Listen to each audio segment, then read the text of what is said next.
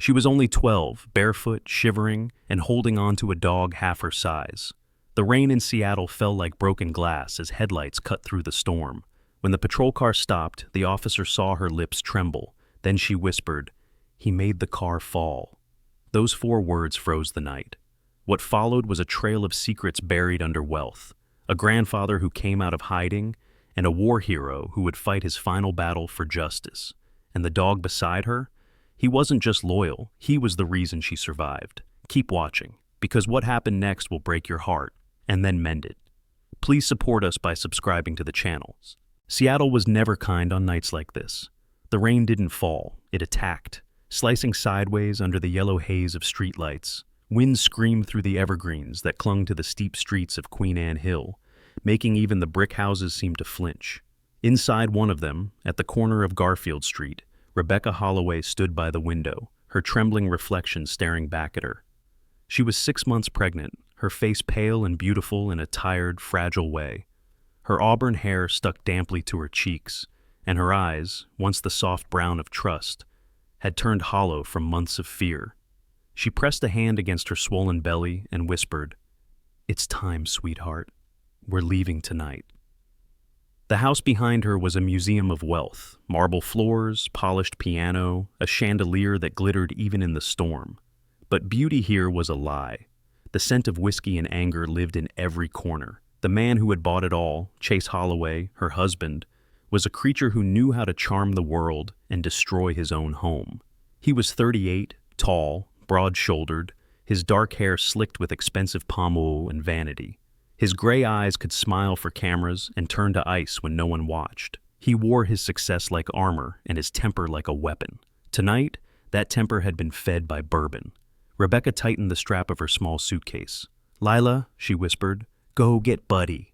From the hallway appeared her daughter, Lila Holloway, 12 years old, barefoot, wearing a pink t-shirt with a torn sleeve and faded jeans that hung loose around her legs. Her green eyes, bright yet weary, looked older than her age. The little girl had learned to walk quietly, to breathe quietly, to make herself invisible whenever her father came home drunk. But tonight, she wasn't invisible. She carried a folded drawing clutched to her chest, a picture of herself, her mother, and their dog, 3 smiling faces drawn in colored pencil, a dream that no longer existed. Buddy padded beside her, his claws clicking softly on the floor. He was a 4-year-old German shepherd, black and tan, large but graceful, his fur slightly wet from standing near the open back door. His eyes were deep amber, alert, and full of an animal wisdom that sometimes seemed more human than the people around him. Buddy had been with them since Lila was 8. He had slept at her feet through every nightmare, barked whenever Chase raised his voice, and earned both love and bruises for it. "Good boy," Rebecca murmured, running her hand down the dog's neck. "We're going to Grandma's house, okay? Far away." Lila whispered, "Is he going to find us?" Rebecca didn't answer. She only zipped the suitcase and grabbed the car keys from the counter. That's when the sound came, a door slamming, heavy boots crossing the marble. Chase stood in the archway, glass in hand, his shirt half-buttoned, tie hanging loose around his neck. "Leaving, are we?" he said with a crooked grin. "Taking my daughter, my dog, and my reputation with you?" Rebecca froze. "Please, Chase, it's not safe for us here anymore." "Not safe?" he laughed, stepping closer. The smell of liquor burned the air. "You've been whispering that nonsense for weeks. You think anyone would believe you? A pretty little decorator married to a Holloway? Poor thing, she couldn't handle the pressure." He threw the glass. It shattered against the counter, spraying shards across the tile. Buddy lunged between them, barking, a deep, thunderous sound that made even Chase flinch. The man's expression twisted with rage. "You filthy mutt!" He kicked hard. Buddy yelped, sliding against the tile. Lila screamed, running to her mother. Rebecca, heart pounding, grabbed her daughter's arm. "Go, baby, now!" They bolted toward the garage, rain blowing in through the side door.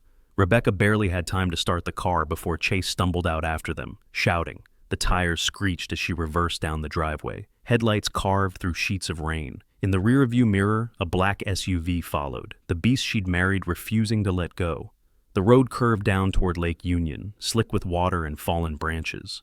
Rebecca's knuckles were white on the steering wheel. "Hold on, sweetheart," she said through her tears. Just hold on, Buddy whined from the back seat, pacing. In the SUV behind, Chase's face was a blur of fury. He leaned forward, gripping the wheel, whispering to himself, "You're not leaving me, Becky. You never leave me." Then, like some deranged predator, he pressed the accelerator. The SUV roared closer until its headlights filled Rebecca's mirrors. The impact came like thunder. Metal screamed, glass shattered, and the world tilted. Rebecca's car spun, smashed through the guardrail, and plunged into the black mouth of the lake. Water rushed in. Lila screamed as the freezing shock hit her lungs. "Mom!" Rebecca tried to unbuckle her seatbelt, but it jammed. She pushed Lila upward. "Go! Buddy, help her!" The dog lunged forward, teeth gripping Lila's sleeve, dragging her toward the broken window. The lake swallowed them. Rebecca's last sight was her daughter's face vanishing into darkness. On the surface, rain continued to fall like broken glass. Minutes later, Daniel Ray, a middle-aged boatman with wind-chapped skin and a yellow raincoat, noticed debris drifting near his dock. He rowed closer and saw the ripples of something moving, a child clinging to a dog. "Dear Lord," he gasped. He threw down a rope, pulling Lila and Buddy aboard. The girl's lips were blue, her small hands locked around the dog's collar. He shouted for help, calling 911. When the paramedics arrived, they lifted Lila onto a stretcher, Buddy refusing to move until they let him lie beside her. At the hospital, the lights were too bright, the air too cold. Nurses rushed in with blankets and oxygen. Among them was Clara Jensen, a young nurse with blonde hair tied neatly in a bun and calm brown eyes that rarely showed fear. She was 30, dedicated and kind, known for never turning away a patient no matter the hour.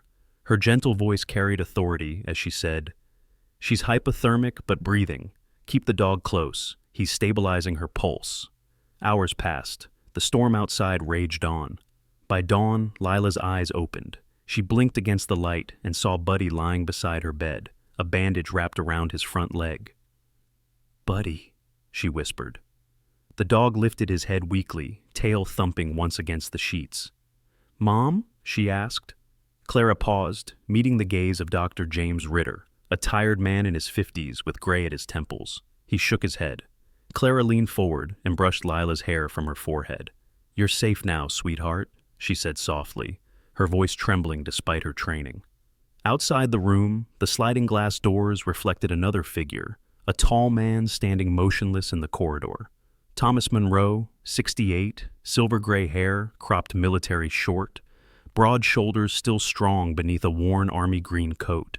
His face bore the calm of a soldier who had seen too much and buried too many. In his hand he held a small silver medal, its ribbon frayed from years of touch. He stared through the glass at the little girl sleeping, the dog curled beside her, his jaw tightened, eyes glistening in the sterile light. For 10 years he had lived in the quiet hills of Montana, hiding from boardrooms, headlines, and ghosts. But tonight, one headline had pulled him out of exile. Prominent businessman's wife dies in Lake Union accident. His daughter. His only child. He turned away, rainwater dripping from his coat, and walked down the hall with the slow, deliberate steps of a man returning to battle. Behind him, Buddy stirred suddenly, ears pricking. The dog's low growl echoed faintly through the hospital corridor. The security camera above the door flickered.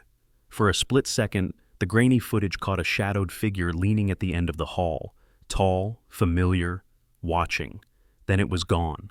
The storm outside began to quiet, but inside, something far darker had only just begun. Morning crept slowly over Seattle, pale and wet. The storm had passed, but the sky still hung heavy, like it hadn't yet decided whether to forgive the city. Outside the hospital, puddles reflected the gray spires and the endless drizzle that made the air smell of iron and rain-soaked concrete. Inside, beneath the sterile hum of fluorescent lights, Thomas Monroe moved like a shadow, returning to a place he'd sworn never to see again. He had once commanded men through the chaos of Iraq, nights of fire, sand, and loss. But this hospital, with its quiet beeping monitors, terrified him in a way no battlefield ever had. Thomas was 68, tall and broad-shouldered, despite the years that had bent so many others.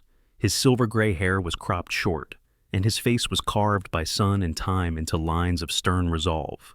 Beneath his military green coat, the silver medal on his chest was dulled by age, but he still touched it often, a reflex, a ritual, a memory of duty.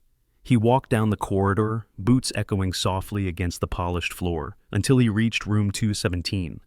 Inside, Lila lay half awake. Her small frame seemed swallowed by the hospital blanket. The room smelled faintly of antiseptic and damp fur.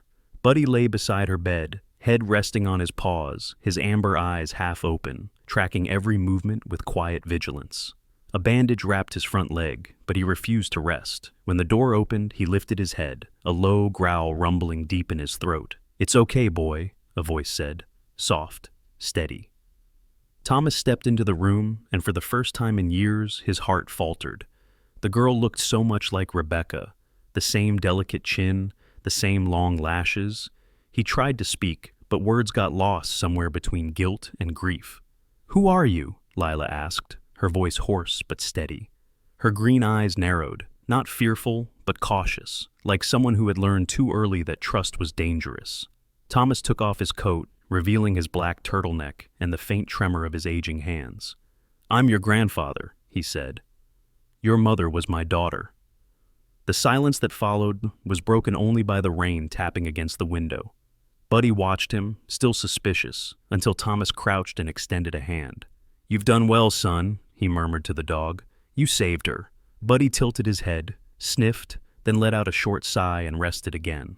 Lila's eyes softened slightly, but she didn't smile. She turned her face toward the window. "She didn't make it," she whispered. Thomas's jaw tightened. "I know." He wanted to say he was sorry, for everything, for not calling, for not being there, but the words were too small for the weight inside his chest. Just then, a knock sounded at the door. Clara Jensen stepped in, holding a clipboard. She looked more tired than she had the night before, but her posture was straight, her bun neat. The fluorescent light caught in her brown eyes, giving them a quiet strength. Clara was 30, a nurse who had spent a decade working night shifts because, as she once told her colleagues, people need gentleness most when the world is asleep.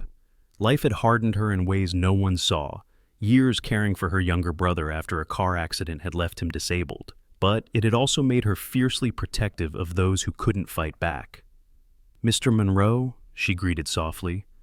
"I'm Nurse Jensen. We spoke on the phone. I'm sorry about your daughter." He nodded once. "Thank you." She hesitated, then lowered her voice. "There's something you should see." From her clipboard, she slid out a thin envelope, folded and unmarked.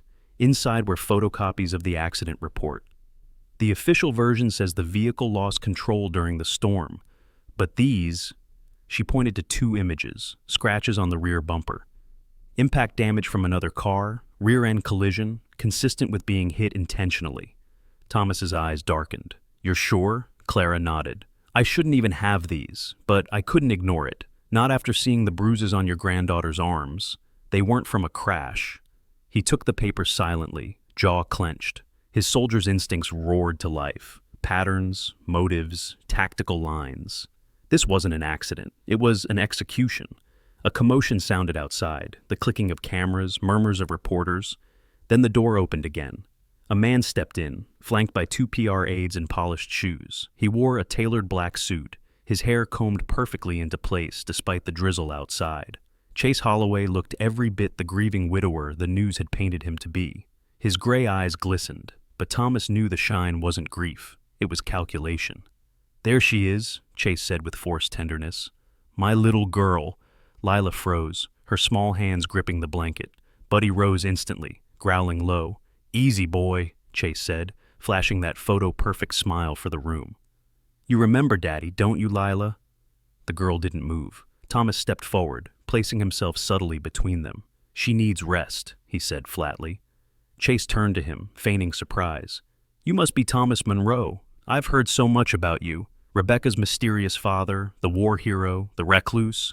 I wish we were meeting under better circumstances." Thomas didn't respond. His silence carried more threat than words ever could. Unfazed, Chase continued, setting down a sleek leather folder. "I'm sure we all want what's best for Lila. The press is circling like vultures. This document will help, an agreement that keeps the family's privacy intact. In exchange, I'll ensure your granddaughter's future is secure. Education, inheritance, everything Rebecca would have wanted." Thomas flipped open the folder. A non-disclosure agreement, he said coldly. Call it what you want, Chase replied smoothly. It protects everyone's reputation. Thomas looked up, his gray eyes hard as winter steel. I've stood in front of men with guns, Mr. Holloway, and not one of them ever disgusted me the way you do. Chase's smile faltered, just for a second. Careful, old man. You're in my city now. I've fought for this country in deserts you couldn't find on a map, Thomas said, voice low. Seattle won't scare me. The tension thickened until Clara stepped forward, pretending to check Lila's IV. Visiting hours are over, she said firmly. Please leave. Chase's jaw tightened. Of course. He leaned toward Lila, his voice dripping sugar. Daddy loves you, sweetheart. Buddy barked sharply, stepping closer to the bed. Chase's face twitched, then he turned and left. The PR aides followed like shadows. As the door closed, the girl's breathing quickened. He pushed it, she whispered suddenly. Thomas froze. What did you say? Her eyes filled with tears. A mom said he would hurt us if we told, but he made the car fall. Thomas knelt beside her, taking her trembling hands. No one will hurt you again, he said, voice shaking despite himself. That's a promise. Outside the hospital, cameras flashed as Chase walked briskly to his car. His lawyer, a tall, balding man named Gregory Pike, known for his sharp tongue and expensive suits, handed him a phone. Everything's contained, Pike said. The old man won't sign, but we can handle him. Chase smirked. Then do it quietly. Inside, Clara watched from the window. She turned to Thomas. You can't fight him here. He owns the system. Thomas looked down at the sleeping girl, and the dog curled at her feet. Then I'll take her somewhere he doesn't.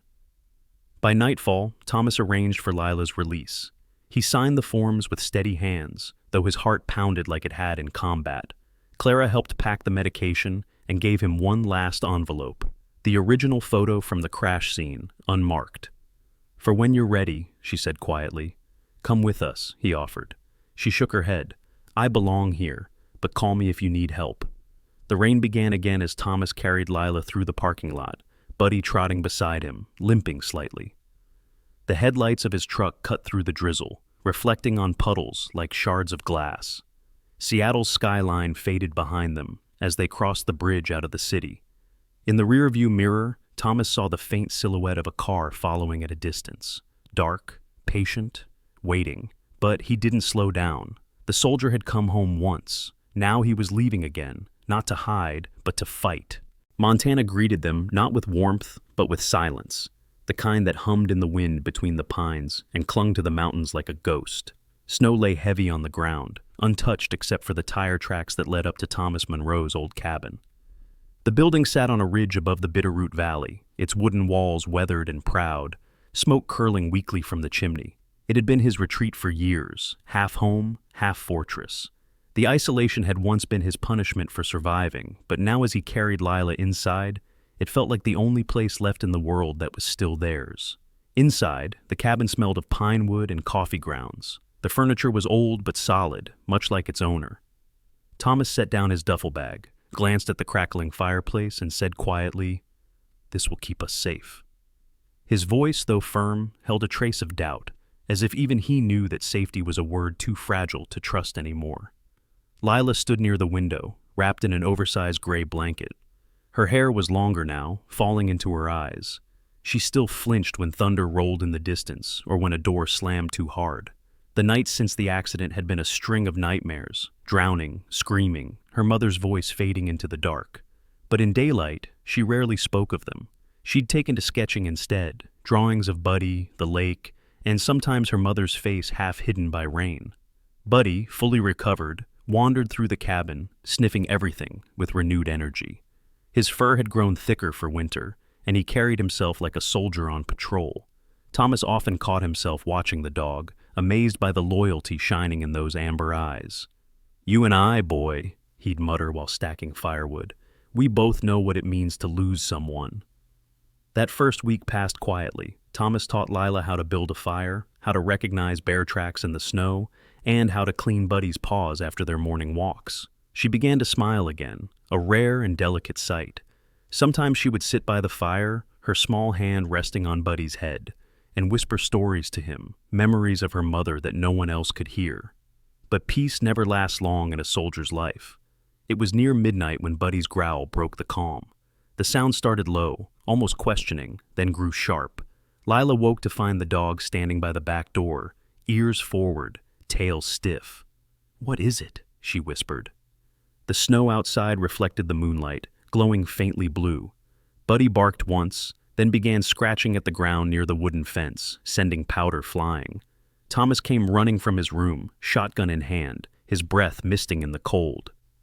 "Easy," he said, scanning the darkness. "Coyotes, maybe." But when Buddy kept digging, Thomas realized it wasn't an intruder the dog had found. It was something buried. He knelt beside him, scraping away the frozen crust of snow until metal clinked under his glove. A small iron box, rusted but intact. They carried it inside. Lila watched as Thomas pried the lid open with his knife. Inside, wrapped in wax paper, was a folded letter, yellowed and water-stained. The handwriting was unmistakable, Rebecca's. Thomas froze. His hands, so steady in war, trembled now.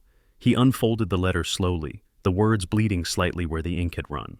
"Dad, I don't know if you'll ever read this. Chase has changed. He's not the man I thought I married. There's something in his eyes now, something cold. He's been working with people he calls investors, but I've seen the documents. The company's name is Vanguard Logistics. They're moving money through shell accounts, contracts tied to defense deals. He said if I tell anyone, he'll make sure no one believes me. I think he's watching me. If anything happens, don't let them say it was an accident. Please take care of Lila. She's the only good thing I've ever done right." Thomas set the letter down, his vision blurring. His chest felt tight, like his heart had clenched into a fist. For years he had tried to outrun his past. His role in rebuilding war-torn industries, his investments in companies that blurred the line between rebuilding and exploiting. Vanguard had once been one of them. He had sold his shares long ago, thinking he was freeing himself from guilt. But now he saw the truth. His money had helped create the empire that killed his daughter. He whispered, "I did this." Lila reached out, touching his sleeve. "It's not your fault, Grandpa." But the old soldier shook his head. "Every war has ghosts, Lila. Sometimes they wear suits instead of uniforms." Later that morning, as sunlight filtered weakly through the frosted window, the phone rang. Thomas rarely used it. The line existed only for emergencies. He hesitated before answering. "Mr. Monroe?" The voice was quiet but urgent. It was Clara Jensen. "I hope I'm not intruding." "Not at all," he said. "What's happened?" She exhaled sharply. "You were right. Chase isn't just covering up. He's buying people. 2 officers from the precinct that handled Rebecca's case just received new houses under shell names. And there's more. Someone's trying to access Lila's hospital records. If you're still in the state, you need to leave. Now." "I already did," Thomas replied. "We're safe for now." Clara hesitated. "Safe doesn't last forever. I'll send you everything I can. Be careful." After the call, Thomas sat in silence for a long time. Then he picked up his coat and opened a drawer. Inside lay an old photograph of himself in uniform with another man, Ethan Ward, his former communications sergeant. Ethan had been 25 back then, wiry, sarcastic, with a gift for breaking codes and making enemies disappear from databases. The last Thomas had heard, Ethan ran a small cybersecurity firm out of Denver. By afternoon, he had tracked Ethan down. The man who answered the video call looked older, but still had that restless energy, dark circles under his eyes from too many nights lit by monitors. "Well, I'll be damned," Ethan said, grinning. "Thomas Monroe calling me after, 15 years? You finally forgive me for that poker game?" Thomas smiled faintly. "Not even close. I need your help. Must be serious if you're reaching out. Who's the target?" "Vanguard." The grin faded. "Jesus, that's not a name you whisper out loud, old man." Thomas leaned closer. "They took my daughter. Now they're coming for my granddaughter. I need to know who they are now, where their money flows." Ethan's fingers flew over the keyboard. "I'll start digging, but if you're right about Vanguard, you're poking a bear that eats governments for breakfast. Then I'll remind them what happens when the bear bites back." Hours later, while Thomas worked at his desk, Buddy suddenly stood and began pawing at his neck. Lila frowned. "What's wrong, boy?" She reached for his collar and froze. Inside the leather strap, a tiny black chip blinked faintly. Thomas pried it open and saw the small engraving. Holloway Industries. A tracker. Thomas's eyes darkened. He took the chip, set it on the table, and crushed it under the butt of his pistol. "If he wants to hunt us," he said, voice low, "I'll show him I used to be the hunter." Outside, the wind howled, scattering snow across the valley like ash. Far away in Seattle, inside a skyscraper of glass and steel, Chase Holloway stood in his office before a wall of screens. The top monitor showed a frozen GPS feed, the last signal from Buddy's collar. He swirled the amber liquid in his glass, watching the red dot flicker out. "Found you," he murmured. Then he smiled, a slow, cold smile that didn't reach his eyes. The storm came without mercy. By dusk, the Montana sky had already turned to ash. Wind screamed across the valley, dragging sheets of snow through the air until the world vanished into a white blur. Inside the old Monroe cabin, the fire hissed and cracked, fighting a losing battle against the cold that seeped through the wood. Thomas stood by the window, his weathered face lit by the flicker of the flames. The once calm mountain now felt like a battlefield waiting for the first shot. Lila sat at the small wooden table, her book spread before her. The girl's messy brown hair caught the glow of the fire, her green eyes darting between the pages, but rarely seeing them. Since the letter, sleep had become a stranger. Nightmares hunted her even in daylight. Yet she tried to act normal, to make her grandfather believe that she was strong. Beside her, Buddy lay curled at her feet, tail flicking in half-dreams. The big German shepherd was restless tonight. His ears twitched, his breathing uneven. Outside, snow buried the fence line, erasing all paths that led to the main road. The air smelled of ice and pine sap. From afar, faint headlights appeared. At first one pair, then two. Thomas narrowed his eyes. Visitors didn't come up this road, not in a storm like this. "Stay inside," he said quietly, reaching for the rifle mounted over the fireplace.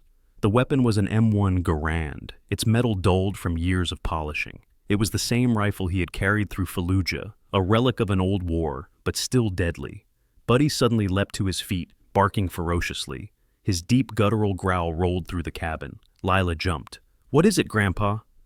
Thomas didn't answer. He could already hear it, the crunch of tires on ice, doors slamming shut, voices carried by the wind. He peeked through the curtains and saw 3 figures moving toward the porch, black silhouettes against the storm.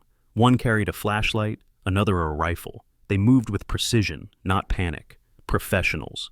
"Lila," he whispered, "listen to me carefully. Take Buddy and go to the barn. Hide behind the hay bales. Don't come out until I call you." Her eyes widened. "What's happening?" He forced a smile. "Just a storm drill, kiddo." But his voice was too steady, too calm, the way a soldier spoke before the firefight. Buddy barked again, circling between them. Thomas opened the back door, wind and snow blasting in. "Go," he ordered. Lila hesitated for a second, then grabbed Buddy's collar and ran into the blizzard, the dog bounding beside her through the knee-deep snow. The door slammed shut behind them.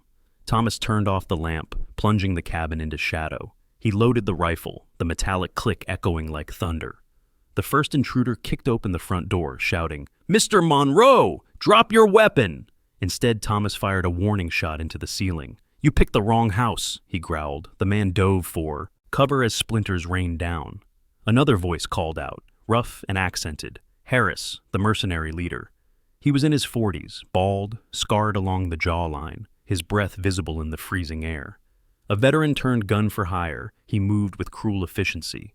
"Old man," Harris shouted, "we just want the girl. Give her up, and we walk away." "You'll have to walk through me first," Thomas replied. Bullets tore into the walls, shattering picture frames and glass. Thomas crouched behind the heavy oak table, steady hands guiding the rifle.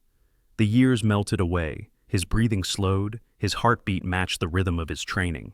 One shot cracked through the noise, hitting the shoulder of a man near the door. The attacker screamed, fell back into the snow. Then, amidst the chaos, another sound, an engine cutting off. Through the swirling snow, a dark figure approached, calm, deliberate. Thomas saw him through the window and felt his stomach tighten. Chase Holloway. Chase stepped onto the porch, coat whipping in the wind, his face pale but eyes burning with that same cold confidence. The storm painted him like a specter, part man, part monster. "Thomas," he called, almost kindly, "you should have stayed buried in your mountains." Thomas aimed the rifle at the doorway. "You shouldn't have come to mine." Chase smirked. "You've got away with dramatics. Tell me, how does it feel, knowing you built the monster that killed your daughter? Thomas fired, the shot grazing the doorframe inches from Chase's head. Feels like I've still got good aim, he said. Inside the barn, Lila crouched behind a pile of hay, trembling. The howling wind mixed with the muffled sounds of gunfire. Buddy paced near the door, growling, muscles coiled like a spring. Stay, she whispered, clutching his fur. But Buddy's instincts overpowered any command. When another explosion of noise echoed, he pushed through the door and vanished into the storm. No, Lila cried, but the blizzard swallowed her voice. Back in the cabin, Chase and Harris pushed through the doorway. Thomas ducked behind a beam, reloading, his breath coming in short bursts. A sudden crash of glass. Harris fired blindly through the window. Splinters of wood flew. One bullet nicked Thomas's arm. He winced but didn't fall. From outside came a low snarl, growing closer. Then, like a streak of shadow, Buddy burst through the broken window, hitting Harris full force. The man screamed as the dog's jaws clamped down on his arm. Chase raised his pistol to fire, but Thomas was faster. The rifle cracked, sending the gun spinning from Chase's hand. The mercenary stumbled out into the snow, clutching his bleeding arm. Chase backed away toward the door, panting. You can't win this, old man. Thomas stepped forward, rifle steady. Maybe not, but I don't plan to lose either. They collided in the doorway, the two men grappling, snow blasting around them.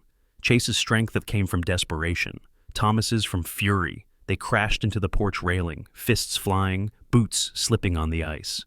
You're finished, Chase snarled, pulling a knife from his coat. Thomas gritted his teeth.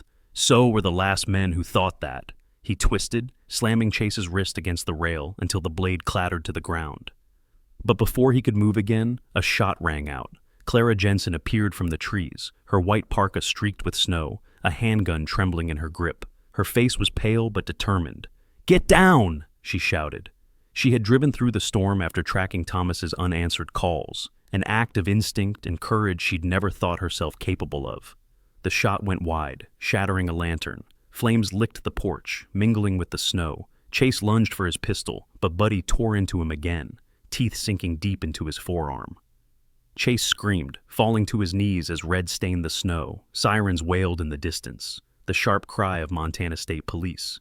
Clara lowered her weapon, breathing hard. I called them, she said between gasps. They're almost here. Thomas turned to her, surprised. You shouldn't have come. She smiled faintly. You'd never have asked for help. As officers stormed the property, floodlights washed over the scene. Fallen mercenaries, shattered windows, a bleeding Chase Holloway handcuffed against the snow. He glared at Thomas, hatred twisting his face. You think this ends with me? He spat. Vanguard still owns half this country. You've just signed your death warrant. Thomas leaned down, meeting his eyes. Then they'll have to find me first. The officers dragged Chase away, his curses fading into the roar of the storm. In the quiet that followed, Thomas knelt beside Buddy, whose flank was slick with blood. Easy, boy, he whispered, unbuttoning his coat and wrapping it around the dog. Beneath the fur, the bullet had hit the protective training vest he'd given him months ago. The round hadn't penetrated. Buddy's eyes fluttered open, tail wagging weakly. Lila ran through the snow, tears freezing on her cheeks. She fell beside the dog, hugging him tightly. You saved me again, she whispered. You always do. Thomas looked at them, his granddaughter, her dog, the faint glow of dawn breaking through the blizzard, and for the first time in years, he felt something like peace. But deep inside, he knew the war wasn't over. It had just changed uniforms. The morning broke over Seattle like a slow confession, gray clouds parting to reveal streaks of gold over the skyline.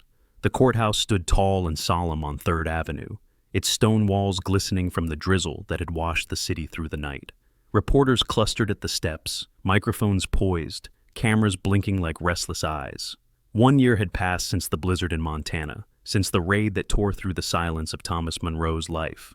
And now, at last, the truth was about to stand in front of the law. Inside, the courtroom was crowded but hushed. Rows of spectators filled the benches, drawn by the story that had gripped the nation. The fall of Chase Holloway, Seattle's golden businessman turned accused murderer. At the defense table, Chase sat in a Navy suit that no longer seemed to fit the arrogance it once carried. His hair, once meticulously slicked, had grown uneven, and the faint hollowness under his gray eyes hinted at sleepless nights. He tapped his cuffed hands against the table with a strange calmness, a predator learning how to sit in a cage. At the prosecution table sat Clara Jensen, now 31, composed and radiant in a charcoal suit, her blonde hair pinned back in a simple knot. The months since Montana had changed her, she'd traded her nurse's coat for advocacy, stepping into a role she never imagined. After the trial began, Thomas asked her to lead the Rebecca Foundation, the charity he created in his daughter's memory. Her gentle strength had made her its heart. Today, that same compassion fueled her determination as she assisted the state's attorney with quiet precision. Thomas Monroe sat directly behind her, his posture straight, the silver medal pinned discreetly under his jacket. At 69, he carried himself like the soldier he had always been, calm, deliberate, and unyielding. Age hadn't softened his features. It had merely carved them into something sharper. Beside him sat Lila, now 13, her hair brushed neatly, a small silver locket around her neck, the last gift her mother had ever given her. Her green eyes, though still haunted, glowed with something new, purpose. Buddy sat obediently at her feet, black and tan fur brushed smooth, wearing a blue bandana embroidered with a single word, Rebecca. When the judge entered and the crowd rose, he was Judge Alan Price, a tall man in his 50s, stern-faced with a voice that carried authority like thunder. Years of dealing with high-profile cases had made him careful, yet beneath his professionalism was a quiet sense of empathy that few noticed. "Court is now in session," he said. The first witness to take the stand was Ethan Ward, now clean-shaven but still carrying the restless energy of a man who had lived too long behind screens. He wore a plain gray jacket and spoke with the dry humor of a soldier-turned-tech vigilante. "I was asked by Mr. Monroe to trace several shell accounts linked to Holloway Industries," he explained, tapping on the laptop the court provided. "What I found connects directly to Vanguard Logistics, a defense contractor known for covert financial operations." He projected the data, emails, invoices, transfers, each line a piece of the puzzle Rebecca had died trying to expose. "This isn't just money laundering," Ethan continued. "It's political manipulation. Chase Holloway didn't just run real estate. He moved millions through Vanguard's hidden channels." The room buzzed with murmurs. Chase sat motionless, eyes flicking toward Thomas for a brief second, then away again. When Ethan stepped down, Thomas took the stand. The courtroom fell into silence. "State your name," the prosecutor prompted. "Thomas Monroe," he replied, voice steady. "Occupation?" "Retired Marine, investor, father." The questioning began. His relationship to Rebecca, his discovery of the letter, the attack in Montana. Every word carried the weight of memory and restraint. At one point, when the prosecutor held up Rebecca's letter sealed in evidence, Thomas's hand trembled slightly. "This letter was found buried near my home," he said, his tone softer. "My daughter wrote it days before her death. She feared her husband and the people he worked for. She knew too much, and he paused. "I failed to protect her, but I will not fail to honor her."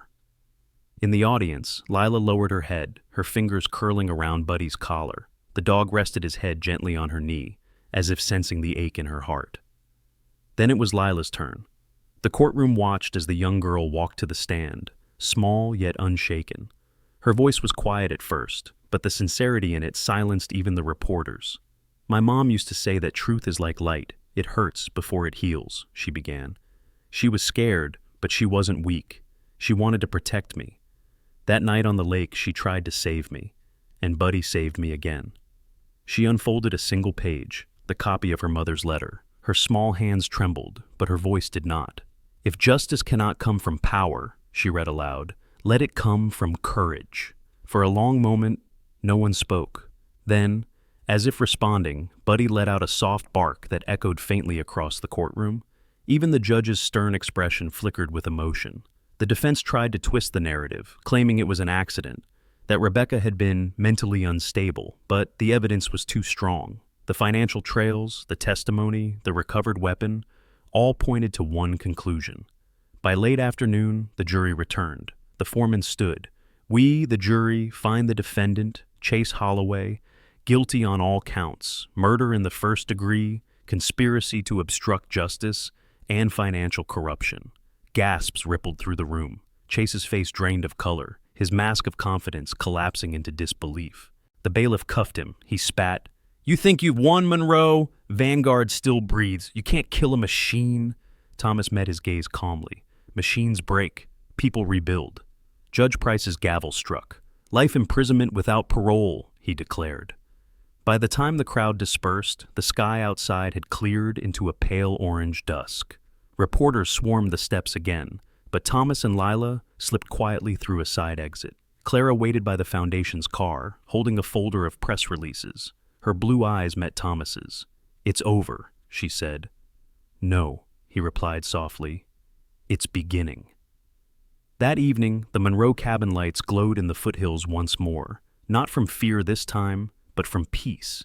In the weeks that followed, the Rebecca Foundation became official. Funded by Thomas's remaining assets, it offered shelters and legal aid for women escaping violence. Clara took on the role of executive director, her dedication earning respect from across the city. Ethan joined as cybersecurity advisor, ensuring protection for whistleblowers.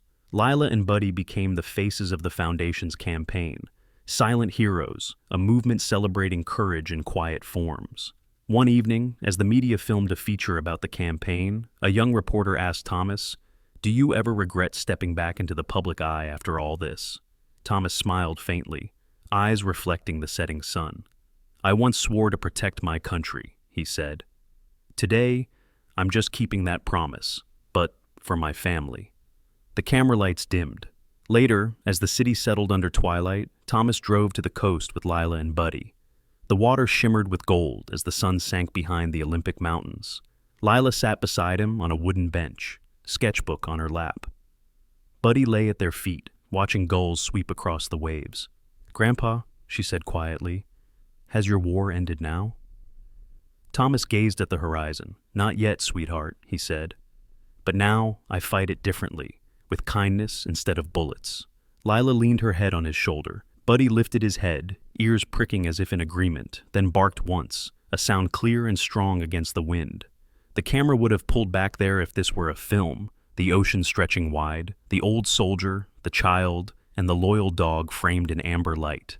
Three souls bound by loss, love, and the kind of courage that survives even after the storms fade. And as the first stars blinked awake above Seattle, it was clear that their war had turned into something greater, a legacy of compassion, carved out of pain, and kept alive by those who refused to stop believing in good. In the quiet light of that Seattle sunset, what Thomas, Lila, and Buddy found was not just justice, it was grace. Sometimes, God's miracles do not come with thunder or flashes of light. They arrive quietly, through the courage of a child, the loyalty of a dog, and the strength of a heart that refuses to give up. When the world seems dark, when cruelty and greed appear to win, remember, faith can still move mountains, and love can still bring the lost back home. Thomas once fought his battles with weapons. Now he fought them with kindness. And that, perhaps, is the true miracle, that even after war, loss, and pain, a heart can still choose compassion. God does not always change our circumstances, but He changes the people who walk through them. So, as you finish this story, take a deep breath and look around you. There may be a Lila in your town, a Buddy waiting for a second chance, or a Thomas who has lost more than he admits. Be that miracle for someone today. If this story touched your heart, share it with someone who needs hope. Leave a comment and tell us what part moved you the most.